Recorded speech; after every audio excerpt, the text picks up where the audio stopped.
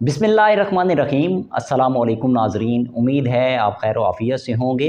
नाज़रीन, जब कौमों पर ज़वाल के गहरे बादल छा जाए और तारीकी अपने अरूज पर पहुंच जाए, जब बददियानती को दयानतदारी की सूरत में दिखाया जाए, बद किरदार को बाकिरदार की सूरत में दिखाया जाए और करप्शन को ईमानदारी की सूरत में दिखाया जाए, और ये ऐसा ना हो कि इनफरादी सतह पे हो, बल्कि ये इज्तिमाई और मुआशरे की सतह पे सूरत हाल इख्तियार कर जाए, तो समझ लीजिए उस वक्त कौमें अपनी तबाही के दहाने पे खड़ी होती है।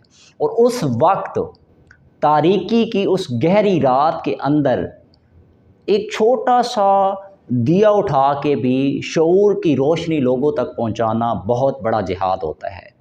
आज की जो सूरत हाल है वो आपके सामने है। अवाम, बात करें अवाम की, तो 5 साला यकसर जहन्नम को भूल कर वो लोग 5 साल जो इनके ऊपर इक़्तिदार की हुक्मरानी करते हैं, उन्हीं को 5 साल ये गालियां देते हैं, लोड शेडिंग की सूरत में, महंगाई की सूरत में, बेरोज़गारी की सूरत में, करप्शन की सूरत में, बददियानती की सूरत में 5 साल तक घरों में बैठ के सिर्फ गालियां देते हैं और वक्त गुजारते हैं, और यही वोट दे के लाते हैं, यही अवाम, भेड़ बकरियां।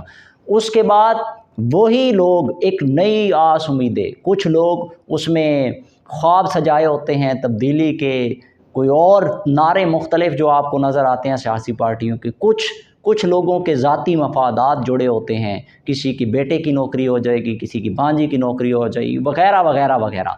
ये सारी सूरत हाल 5 साल का यकसर जहन्नम भूल के हम नई आस उम्मीदें बांध के इन्हीं हुक्मरानों से, वही लोग, वही बद किरदार, बददियानत, बदमुआश, वही लोग सारे जागीरदार, सरमायादार, वडेरे, कोई और नहीं आएगा। वही लोग, ख़ानदान है, 100 ख़ानदानों का एक सिस्टम है, अशराफिया है, उन्हीं के इर्द गिर्द घूम रहा है यह सियासी स्ट्रक्चर, और उन्हीं से ये उम्मीदें लगा के दोबारा उन्हीं को वोट देने के लिए चले जाते हैं। आज मुल्क की जो सूरत हाल है आपके सामने है, जिस दहाने पे मुल्क पहुंच चुका है। इज्तिमाई तौर पर एक ज़वाल होता है ना कि इनफरादी सतह पे कुछ ज़वाल आते हैं, उसकी आगाज़ होता है। इस वक्त हम इज्तिमाई तौर पे ज़वाल पजीर हो चुके हैं। वो चाहे किसी पहलू से देख लें, ईमानदारी हो, बेईमानी हो, बद किरदारी हो, हर हवाले से हम बिल्कुल एक आखिरी स्टेज पे पहुंच चुके हैं, और वो माशरे का जो रिस्पॉन्स है वो आपके सामने है। अब जिस पहलू पे मैं आप बात करना चाह रहा हूँ, ये सारी सूरत हाल इसलिए बात कर रहा हूँ, आप देखें जिस तरह पाकिस्तान में इस वक्त सियासी तौर पे जो एक रसाकुशी और आवाम को नए ख्वाब सजाने के लिए एक रसाकुशी और एक मंज़र पेश किया जा रहा है। ऐसे लग रहा है कि सब कुछ बदलने वाला है, ये लोग आएंगे इक़्तिदार में तो सब कुछ ऐसे, इधर से ताली बजाएंगे तो इधर सब कुछ ठीक हो जाएगा।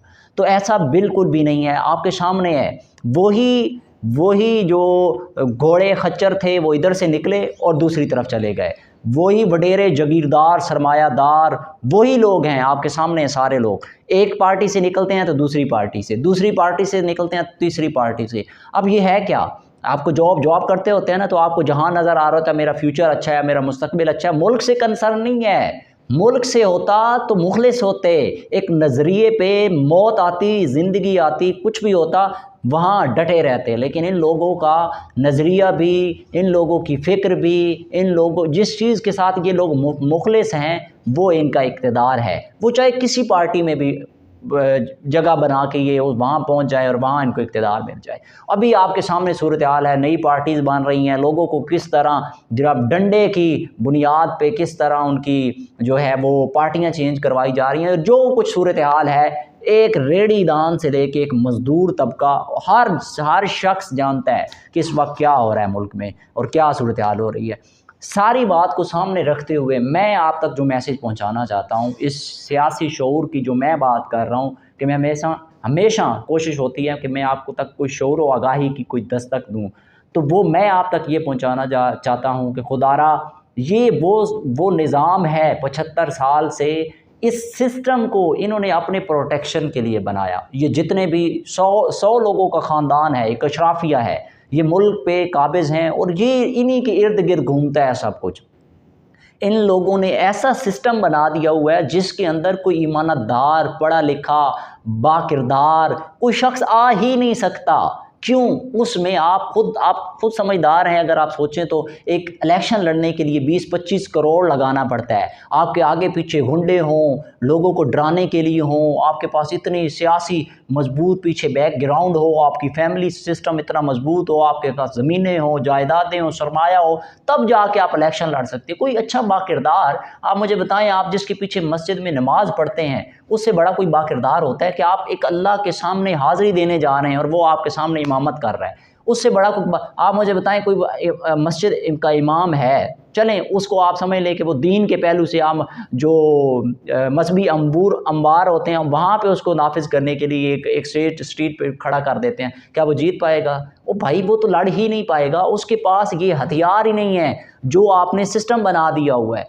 तो ये सारा सिस्टम है ही इन्हीं लोगों का। यही सियासी ख़ानदान, यही दोबारा आएंगे, यही पलट के आएंगे। अवाम को ये सोचना होगा, और जो मैं आप तक शऊर पहुँचाना चाहता हूँ कि जब तक ये निज़ाम मौजूद है, ये इस मुल्क का जो सिस्टम इस वक्त चल रहा है, उस वक्त तक अवाम चाहे एड़ियाँ रगड़ के जो मर्ज़ी कर ले, जब तक ये निज़ाम तब्दील नहीं होगा उस वक्त तक आवाम के हालात नहीं बदलेंगे। और ये निज़ाम आवाम को ही बदलना होगा। जिसको तकलीफ़ पहुंचती है वो अपने राइट्स के लिए सड़कों पे आ जाता है और दूसरे को दर्द फील नहीं होता। जिस दिन ये कौम यकजा हो गई और ये समझ लिया कि हमारा दर्द भी एक है, हमारी तकलीफ़ भी एक है, और वो दर्द और वो तकलीफ़ ये है कि जिस सिस्टम के ये मुहाफ़िज़ हैं, ये सारे लोग, ये जो सिस्टम पे मोरे मुख्तलिफ बैठे हुए हैं, चाहे वो, मैं अब उस तरफ नहीं जाता, मुख्तलिफ मोरे जो इस वक्त इस सिस्टम के अंदर बैठे हुए हैं, जिस दिन आवाम को ये समझ आ गई कि ये सिस्टम के मुहाफ़िज़ हैं और ये सिस्टम हमारी बर्बादी का ज़िम्मेदार है,